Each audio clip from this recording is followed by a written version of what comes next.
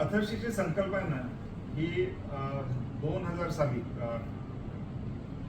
PG. Deshmukh जे आपले secretary होते गव्हर्नमेंट ऑफ इंडियाचे चीफ सेक्रेटरी होते आणि डॉक्टर शरदचंद्र गोखले जे एक सोशल सायंटिस्ट होते, त्यांच्या मार्गदर्शनाखाली अथर्शीची संकल्पना सुरुवात झाली. 2001 साली त्याचा कोनशिला समारंभ आपले भूतपूर्व प्रेसिडेंट व्यंकटरमणजी यांच्या हस्ते झाला आणि तेव्हा आम्ही एक वडाचं झाड लावलं होतं. आज ते 25 वर्षाचं वडाचं सॅपलिंग आहे, त्याचा मोठा वटवृक्ष झालाय आणि खरंच त्यांच्या मार्गदर्शनाने ही जी संकल्पना आम्ही केली होती ती सुद्धा फार छान लोकांनी आत्मसात केली.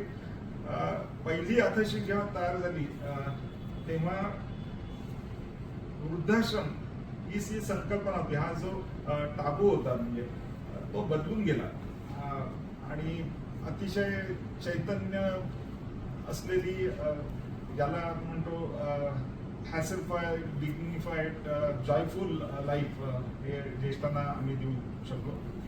या 25 वर्षामध्ये 17 वेगवेगळ्या अथर्शीज आम्ही पूर्ण केल्या आणि त्याच्यामधून आज जवळजवळ 5000 ज्येष्ठ नागरिकांची आम्ही सेवा करतोय.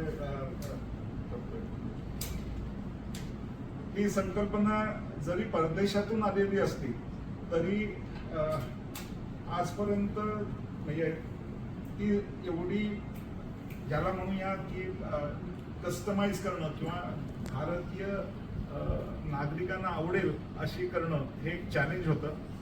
एजिंग इन प्लेस म्हणतो, कारण का जसं जसं तुमचं वय वाढतं तसं तुमचं चालणं कमी होतं आणि त्या दृष्टीने सगळ्या म्हणजे घराची रचना, प्रत्येक गोष्टीची रचना करणं, तिथे लाईफस्टाईल किंवा जीवनशैली अतिशय चांगली असावी अशा दृष्टीने प्रत्येक अथर्शीमध्ये आम्ही स्विमिंग पूल पण केले. पण स्विमिंग पूल केले पण त्याचा उपयोग ज्येष्ठ नागरिकांना करता येईल त्या दृष्टीने त्याच्यात खूप बदल केले.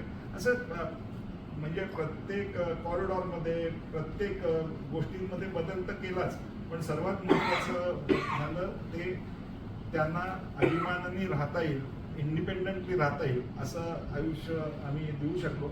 आणि आज मी तुम्हाला नक्की सांगेन की कुठच्याही आमच्या अतिशयकरांचा तुम्ही इंटरव्ह्यू घ्या आणि ते भरभरून गोष्टी सांगतील अथर्शीमध्ये. शहरांमध्ये अशा तऱ्हेचे सिनियर सिटीजनचे प्रोजेक्ट अतिशय चांगल्या तऱ्हेने सुरू झाले.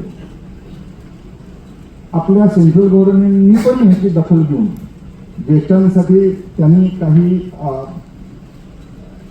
एक प्रोटोकॉल्स सुचवले होते आणि त्यामध्ये अथर्शीचा 3दा उल्लेख आहे. अथर्शीच्या हॅपीनेस पोर्शनचा मुख्यत्वे उल्लेख आहे. पण खरं या अथर्शीचं श्रेय आपल्या सगळ्यांना आहे, कारण का संकल्पना करणं हे एक ठीक आहे, पण ती प्रत्यक्षात आपणच उतरतोय. आणि खरंच मनापासून मी परांजपे टीमच्या वतीने, अथर्शीच्या वतीने, परांजपे कुटुंबाच्या वतीने आपले आभार मानतो.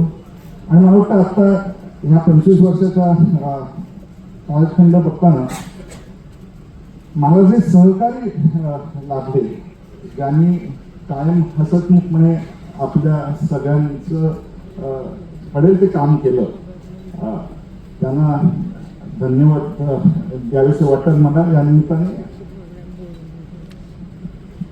अथर्शीच्या या संकल्पनेला अनेक पुरस्कार मिळाले, म्हणजे रिअल इस्टेट मधले तरी काय सगळे पुरस्कार असतात ते मिळाले.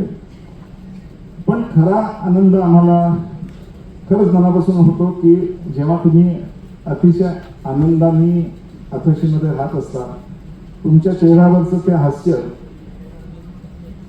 हेच आमचं खरं प्राईज आहे किंवा खरं आमची ही कमाई आहे. आणि तुम्ही आतापर्यंत आम्हाला जे म्हणजे आशीर्वाद दिलेत आणि देत आहात ती पण आमची कमाई आहे.